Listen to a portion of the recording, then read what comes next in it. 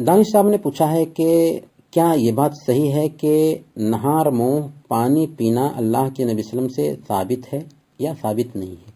اللہ کے نبی صلی اللہ علیہ وسلم سے ثابت رہے یا ثابت نہ رہے، اگر طبی ناحیے سے یہ ثابت ہے تو ہم پانی پیئیں گے۔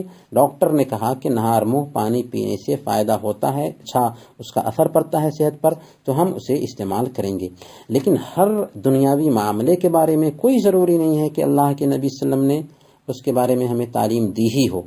ڈاکٹر اگر صحت کے بارے میں تشخیص کرتا ہے اور اس نے کچھ تجویز پیش کیا ہے تو اس کو اپنانا اور اس پہ عمل کرنا ہمارے لیے جائز ہے، اور اسلام نے علاج کرنے کی اجازت دی ہے۔ لہذا ہر دنیاوی معاملے کے بارے میں یہ نہیں دیکھا جائے گا کہ یہ اللہ کے نبی صلی اللہ علیہ وسلم میں ثابت ہے، یا پھر ہر کام کو اللہ کے نبی صلی اللہ علیہ وسلم سے جوڑ دینا، یہ بھی بہت غلط کام ہے۔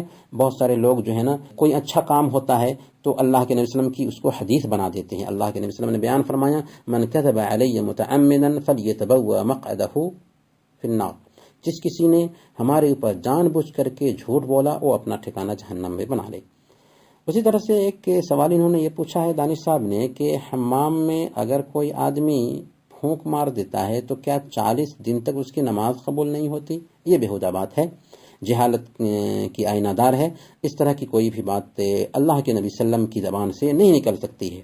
ہاں، اللہ کے نبی صلی اللہ علیہ وسلم نے شرابی کے بارے میں کہا ہے کہ جو شراب پیتا ہے اس کی 40 دن تک کی نماز قبول نہیں ہوتی۔